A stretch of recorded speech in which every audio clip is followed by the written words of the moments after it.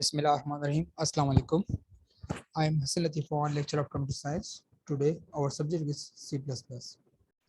Today we are going to discuss the topic of array. Now, what is array?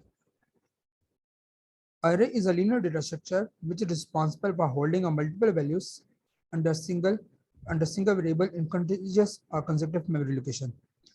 अरे हमारे पास क्या अरे हमारे पास एक लीनियर डेटा स्ट्रक्चर है जो कि बेसिकली मल्टीपल वैल्यूज को होल्ड कर सकता है एक कंसेक्टिव मेमोरी लोकेशन में।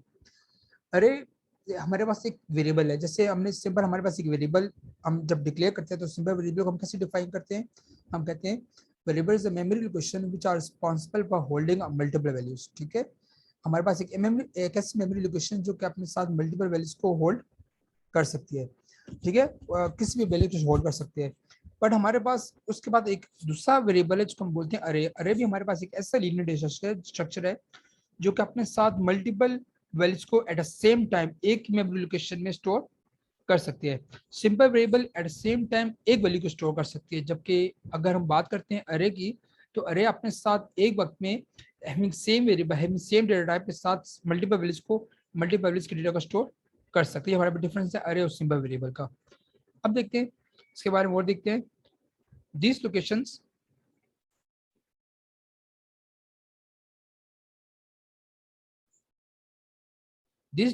are referred by a single variable called array name। जो ये हमारे पास जो लोकेशन जो हम के डिक्लेयर करेंगे लोकेशन को हम इसको ये किसको रेफर करते हैं? रेफर करते हैं सिंपल अरे नेम के साथ। An array is sequence of object of same data type. The object in an array are also called elements of array। अरे बेसिकली क्या है? अरे में हम जो वैल्यू स्टोर करते हैं वो तमाम की तमाम जो एक सीक्वेंस पे होते हैं तमाम की जो डेटा टाइप होती है वो सेम होती है। वो इसके अंदर जितने भी हम एलिमेंट स्टोर इसके अंदर जितने हम वैल्यूज स्टोर करते हैं एलिमेंट्स को हम उन वैल्यूज को हम बोलते हैं these are called elements of array। The position of an element in the array is represented by an index value or called subscript। जितने भी हमारे पास जैसे कि फॉर एग्जांपल देखेंगे हमारे पास हमने एक अरे डिक्लेयर किया। ठीक है, ये एक अरे मतलब एक ऐसा वेरिएबल है जिसके अंदर मल्टीपल वैल्यूज को स्टोर कर सकते हैं। अब ये देखें हर वैल्यूज का 2 साइज है, 2 बाइट का साइज है, 2 byte 2 byte 2 byte 2 byte 2 bytes. अभी जो हमने जो स्पेस डिक्लेयर किया है इसका नाम है अरे। जब जी इंटीजर अरे ये इसका नेम है। ठीक है, इसका नेम है। अब इन अरे के अंदर जो ये हम वैल्यू स्टोर करते हैं, लेट्स सपोज ये 2 बाइट्स हमारे पास। ठीक है, लेट्स सपोज यहाँ पर हमने वैल्यू स्टोर की 8, यहाँ पर 2, यहाँ पर 7 6, यहाँ पर 4, यहाँ पर 3, यहाँ पर लेट्स सपोज यहाँ पर 3 हो गया। अब जो ये हमारे पास ये वैल्यूज हमने स्टोर किए these values are called elements of array। इनको हम बोलते हैं these are called elements of array। अब इन एलिमेंट्स को हम जब एक्सेस करते हैं, ठीक है, इन इन स्पेस के अंदर जब हम एलिमेंट्स को एक्सेस करते हैं एलिमेंट्स को एक्सेस करते हैं हम इनके सबस्क्रिप्ट या इंडेक्स वैल्यू के साथ। अब सबस्क्रिप्ट या इंडेक्स वैल्यूज कौन सी हैं? वो हमारे पास ये 4 हैं, ये 5 हैं, 0 1 2 3 4। मतलब हर एलिमेंट का एक अपना इंडेक्स नंबर है। जैसे 8 का 0 है, 7 का 1 है, 6 का 2 है, 4 का 3 और 3 का 4। इनको हम इंडेक्स वैल्यू भी बोलते हैं, इनको हम सबस्क्रिप्ट्स भी बोलते हैं। An element of array is a 6 bytes subscripts value। जितने भी एलिमेंट्स इनको एक्सेस करना चाहते हैं हम इंडेक्स वैल्यू के साथ या इन सबस्क्रिप्ट के जरिए इनको एक्सेस कर सकते हैं। कहते हैं द सबस्क्रिप्ट और index value is written inside a pair of square bracket with the name of the array. जब भी हम अरे डिक्लेयर करते हैं तो एक हम जो डिक्लेयर करते हैं तो इसमें जो ये सबस्क्रिप्ट वैल्यू ये इंडेक्स है इनको हम इन स्क्वायर ब्रैकेट्स के अंदर इनक्लोज करते हैं। कैसे करेंगे ये मैं आपको आगे एग्जांपल में बताता हूँ। In C++, we have to tell the size of the array before compilation, otherwise you have to get syntax array। C++ में जब भी आप अरे डिक्लेयर करेंगे तो अरे को डिक्लेयर करने के साथ साथ आपको उस अरे का साइज मेंशन करना जरूरी है। अगर आप उसको साइज आप उसका मेंशन नहीं करेंगे तो आपके पास एरर डिस्प्ले होगा। You should mention or define the size of the array before compilation। This is the property of the static array and in C++ only static array has used। Sorry। जब भी आप अरे का size declare करते हैं तो हम जब भी प्रोग्राम को कंपाइल करने से पहले हमें उसका अरे का साइज डिक्लेयर करना जरूरी होता है। मतलब साइज बताएंगे, वो जो साइज होता है वो हमारे पास इंडेक्स नंबर के जरिए हम शो करते हैं। तो जो साइज हम डिक्लेयर कर रहे हैं तो कहते हैं जब भी साइज डिक्लेयर करते हैं कंपाइलेशन से पहले तो ये हमारे पास स्टैटिक अरे की प्रॉपर्टी है। ठीक है, क्योंकि स्टैटिक अरे में जब भी हम किसी भी प्रोग्राम को कंपाइल करते हैं जिसमें हम अरे यूज कर रहे हैं तो उस अरे को यूज करने से पहले हम उसका साइज मेंशन जरूर करते हैं। तो कहते हैं C++ में सिर्फ स्टैटिक अरे यूज है। जब हम कंपाइलेशन से पहले जब साइज मेंशन करते हैं या साइज हम डिक्लेयर करते हैं तो ये स्टैटिक अरे की प्रॉपर्टी है। इसका मतलब ये कि C++ में हम जो अरे अब यूज कर रहे हैं ये सब हमारे पास कौन सा array? This is called static array. Okay, now the question is why we need array, array की हमें जरूरत क्यों पड़ी। जैसे कि बताते हैं कि many programming applications use list, tables, mailing list, list of students and salary sheets etc. For all such data, computer required a large number of different variables. In order to overcome this problem, array is introduced. जैसे कि let's suppose आप एक table बनाते हैं, जैसे मैं आपको example देता हूँ एक्सेल के जरिए, एक सेकंड।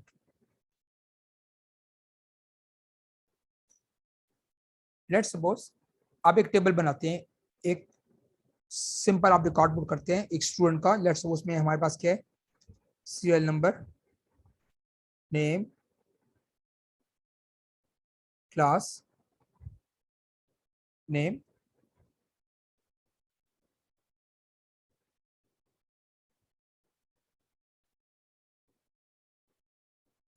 सेमेस्टर एंड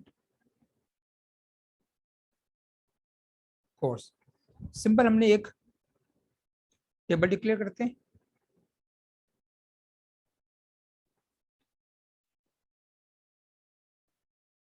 ठीक है। अब देखिए हमने एक टेबल बना रहे हैं, सिंपल हम एक टेबल बना रहे हैं।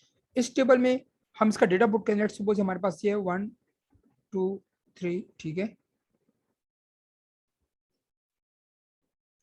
आपने नेम पुट किया, कोई भी अपने नेम, डमी नेम पुट कर दिए, ठीक। सेमेस्टर हो गया हमारे पास, लेट्स सपोज सेकंड, और कोर्स हो गया हमारे पास, लेट्स सपोज एमएससी फिजिक्स, ठीक है। अगर हम देखें, अगर हम इसको सी प्लस प्लस के अंदर हम इसके लिए प्रोग्राम मेंशन करते हैं, अगर आप सिंपल वेरिएबल यूज करते हैं तो आप क्या करोगे, लेट्स सपोज आप सिंपल वेरिएबल के लिए आप सी नंबर के भी वेरिएबल डिक्लेयर करोगे, 1 के लिए भी, 2 के लिए भी, 3 के लिए भी, 4 5 6 7, मतलब आप हर सेल के अंदर जितनी भी वैल्यूज हैं इन सब के लिए आप वेरिएबल्स डिक्लेयर करोगे। अगर आप देखना चाहेंगे कितने वेरिएबल्स डिक्लेयर करें तो हमारे पास कितनी वैल्यूज हैं, 8।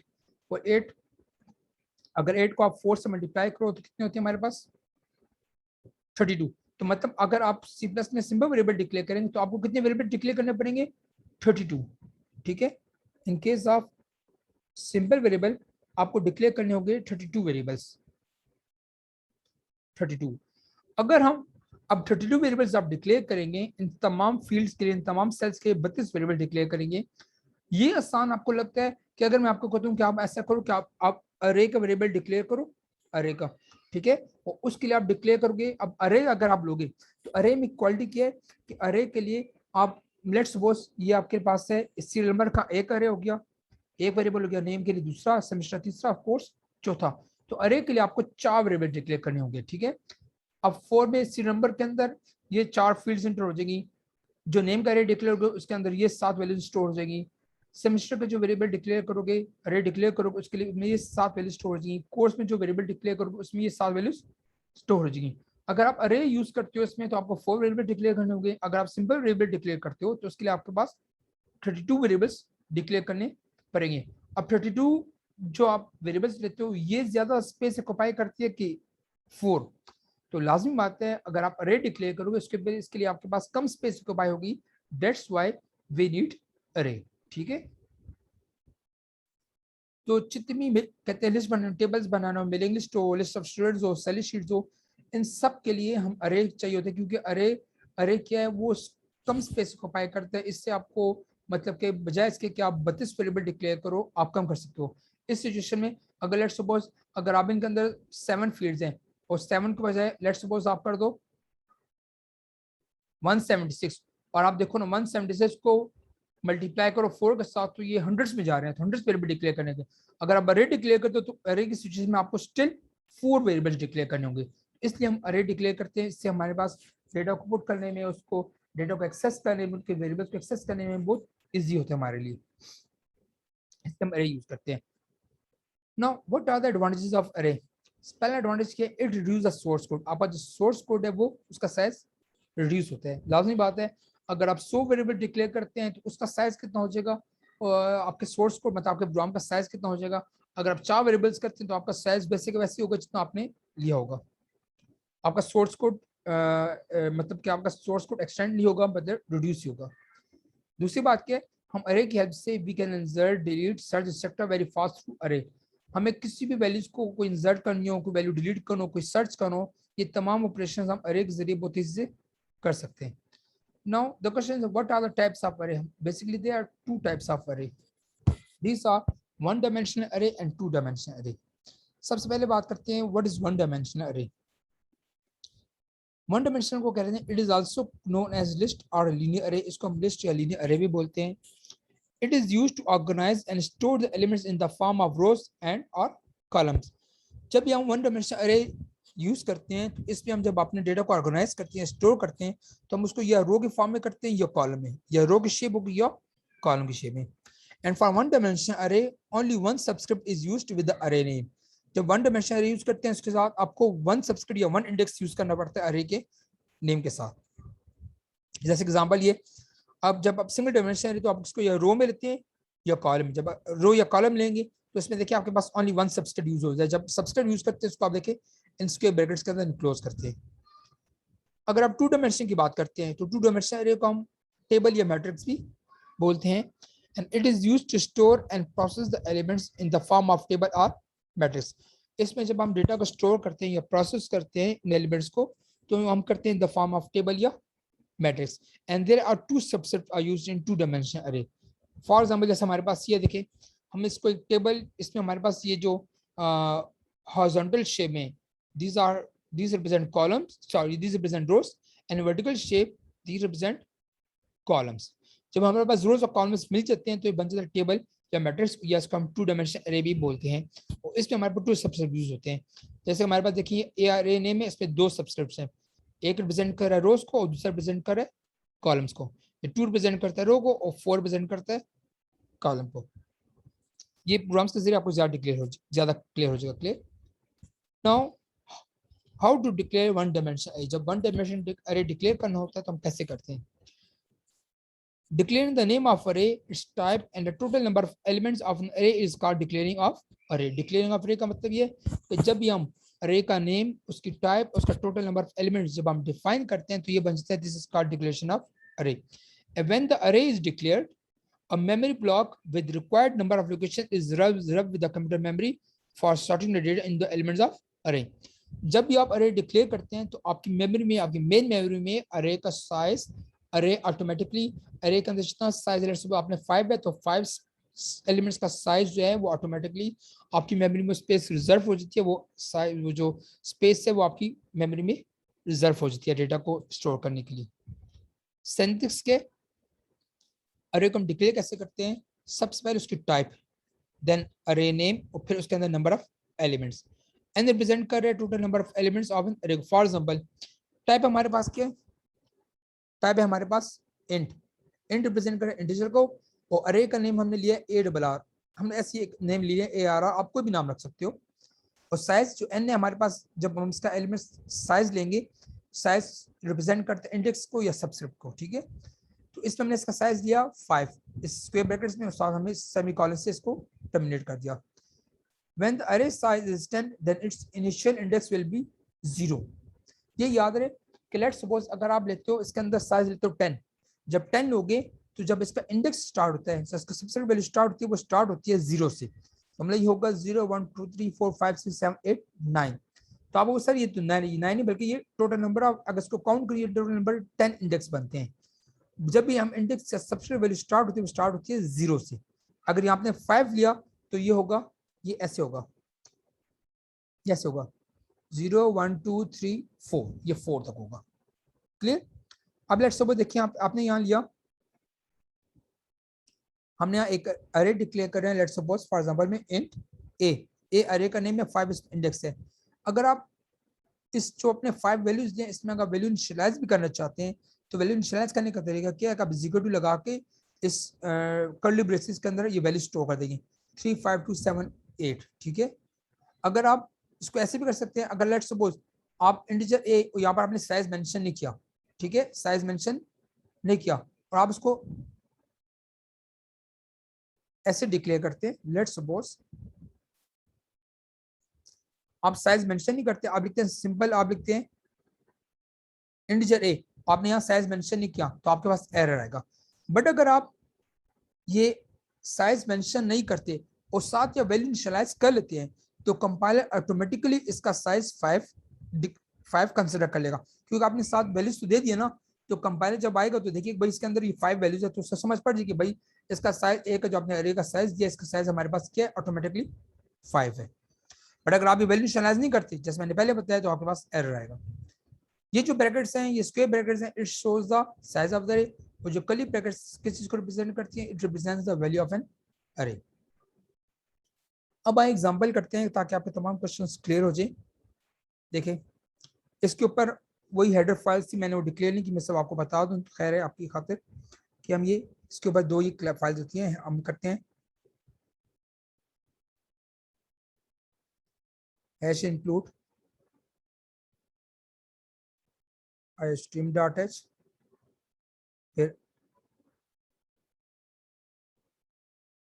इसके ऊपर ये दो लाइन सी मैंने नहीं लिखी ताकि आपको तो पता है, बस मैंने डायरेक्ट मेन के फंक्शन से मैंने बात शुरू की।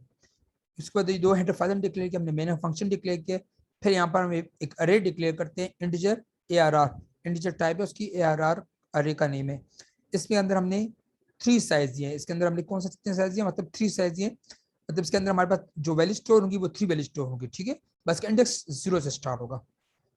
सबसे पहले इसका आउटपुट देखते हैं, हमारे पास आउटपुट क्या आता है, सी आउट में क्या कहते हैं, इंटीजर इंटीजर इंग्लिश मार्क्स, ठीक है। जैसे आपने इंग्लिश मार्क्स आपके पास आएगा, इंटीजर इंग्लिश मार्क्स आपके पास आएगा। इसके बाद वैल्यूज लोगे, यूजर से वैल्यू लोगे, ARR 0, ARR अरे का नाम है, और साथ अपने इसको जब हम वैल्यूज यूजर से लेते हैं तो हम साथ 0 लिखते हैं, ये 0, ये 1 और ये 2 है, ये इंडेक्स वैल्यूज हैं, ठीक है। मतलब आप 0 लोकेशन पे कौन सी वैल्यू स्टोर करोगे, 1 की लोकेशन पे कौन सी वैल्यू स्टोर करोगे, और 2 की लोकेशन पे कौन सी वैल्यू स्टोर करोगे। तो सबसे पहले आप यूजर से लेते हैं enter English marks, then enter Urdu marks, AR1 में उर्दू के मार्क्स पुट कर दोगे, इंटर मैथ्स मार्क्स, ARR2 में आप मैथ्स के मार्क्स पुट कर दोगे, 1 में उर्दू के मार्क्स पुट कर दोगे। जब तीनों वैल्यूज आपके पास आ जाएंगी, ठीक है, ये लेट्स सपोज ऐसे होगा, मैं आपको थोड़ा सा बता दूं, देखें ये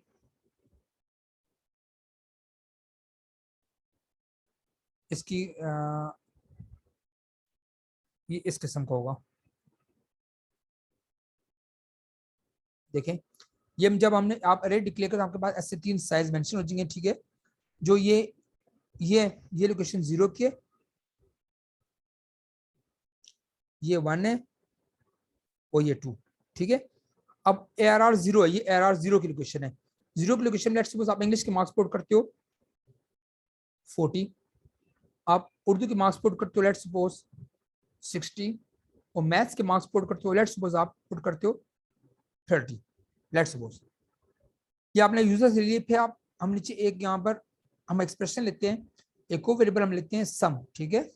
हम कहते हैं सम इज इक्वल टू, अच्छा यहाँ पर उधर में सम डिक्लेयर करना भूल गया था, ये हम डिक्लेयर कर लेते हैं इंटीजर, एक तीसरा वेरिएबल हम डिक्लेयर करते हैं इंटीजर सम।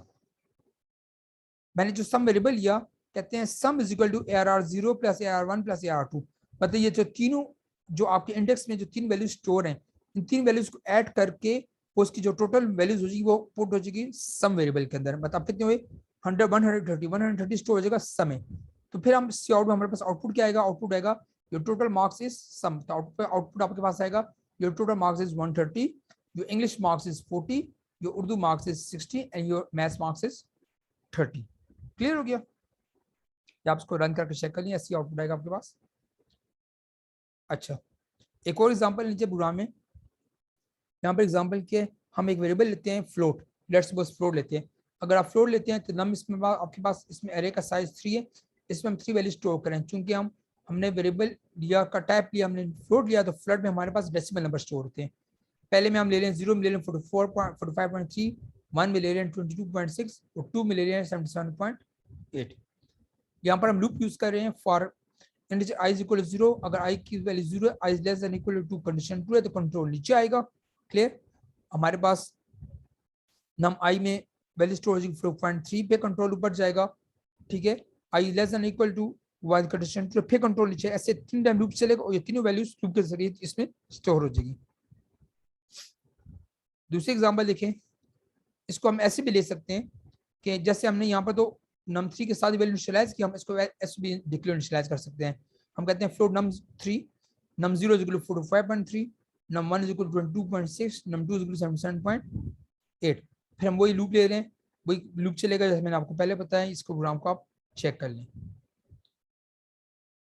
यहाँ तक कोई क्वेश्चन हम मुझसे पूछ सकते हैं। ठीक है, ये लेक्चर मैंने आपके पोर्टल पे अपलोड कर दिया है। Thanks for watching. अस्सलाम वालेकुम।